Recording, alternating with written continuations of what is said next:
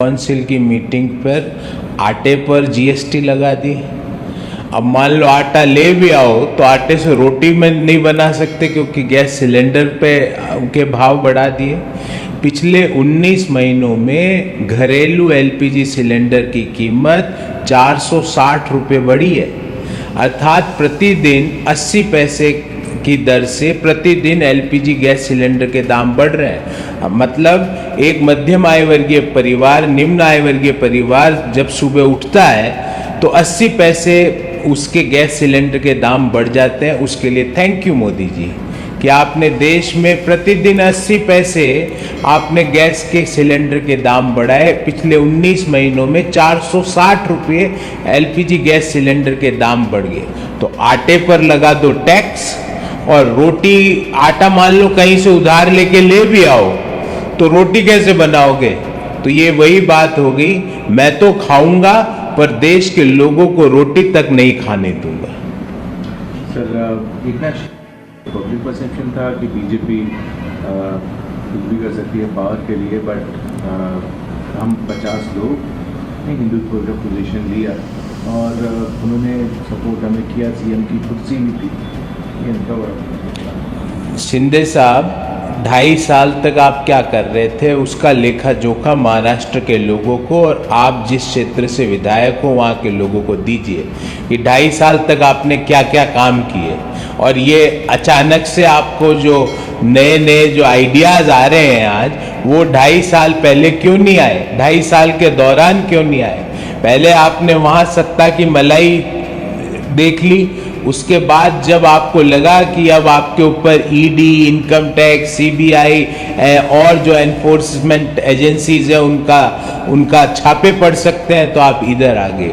ये आपने लोकतंत्र की और भारत के संविधान की हत्या करके जो सरकार बनाई है, ये महाराष्ट्र के लोगों का विकास नहीं कर सकती।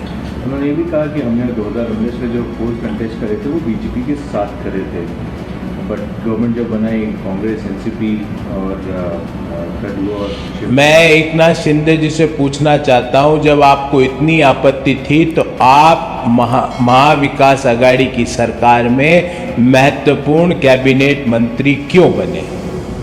जब आपके पास ये सवाल था कि ये लोगों के साथ सरकार नहीं बनानी चाहिए, तो आप 2.5 साल तक महत्वपूर्ण विभाग के कैबिनेट मंत्री क्यों थे?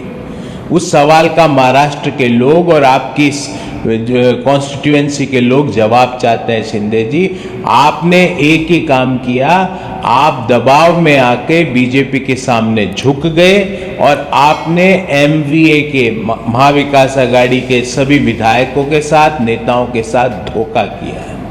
उन्होंने कहा कि हमारे एमएलएस भी काफ़ी डिफिकल्टी फेस कर रहे थे और काम नहीं कर पा रहे थे क्योंकि एलाइज थे, वो उनका एम्पावर करने की कोशिश कर रहे थे।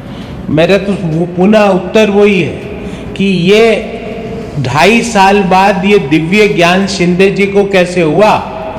ये बताएं कि भाई 2.5 साल में सूर्य की कौन सी किरण उनके मस्तिष्क पर पड़ी और उनको ये दिव्य ज्ञान हुआ? 2.5 साल तक ये ज्ञान उनके पास क्यों नहीं आया?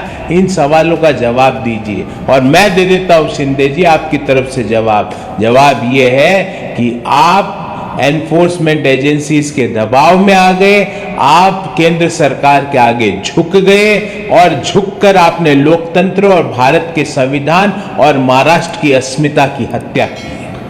बात करते हैं अरविंद केजरीवाल की, आपको प्रश्न होगा और ज़रूरी है। और बीजेपी दिल्ली को फुल यूटी बनाने की प्लानिंग कर रही है।